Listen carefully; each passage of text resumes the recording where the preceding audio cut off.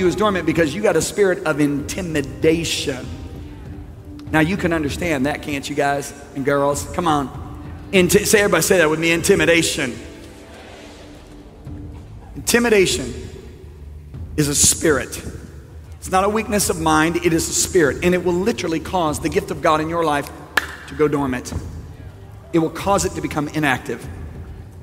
Intimidation can attack you either one of two ways, through circumstances or through people. Remember, it is a spirit. Remember, Peter looks at Jesus, says, if it's you, Jesus, command me to come and I will come walk on the water. He gets out of the boat and is walking on the water. Peter is literally walking on the water. But then all of a sudden he looks at what? The circumstances, the boisterous waves and the wind. And all of a sudden what? Spirit of fear, timidity, intimidation. He begins to sink. Now, are you telling me that if you go out on that ocean and it's a calm day and there are no waves and no wind, that you can walk on the ocean? You can do it. But he allowed the circumstances to intimidate him, and it caused the gift that was causing him to walk on that water to go dormant. He began to sink. The spies were intimidated by the circumstances of the mighty warriors and the weapons of mass destruction that they had, so they were intimidated and never entered into their promised land. But let me tell you this, the greatest source of intimidation is not just circumstances. Many times it comes through people.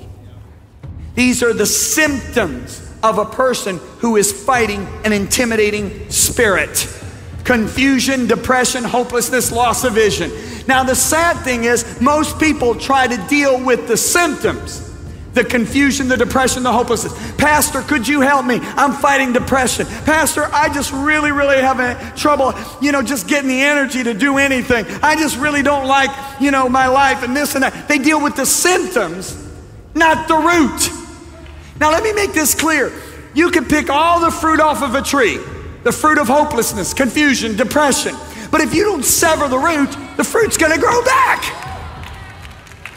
They're not dealing with the root, the intimidation.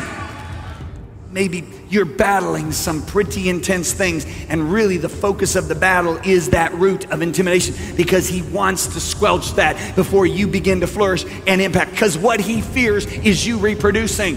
When Jesus looked at Peter and says, Peter, Satan wants to sift you, the farmers tell me that there's a process in the sifting process of the wheat, that when they get to a certain point, the wheat kernel now can no longer reproduce. What Jesus was saying to Peter is, Peter, Satan doesn't mind if you just die and go to heaven. If you have a nice little family, make some money and go to heaven. What he fears is you reproducing. What the devil fears is you reproducing in here tonight, because every one of you have been called to greatness. You have been called as kings and queens and priests and ambassadors.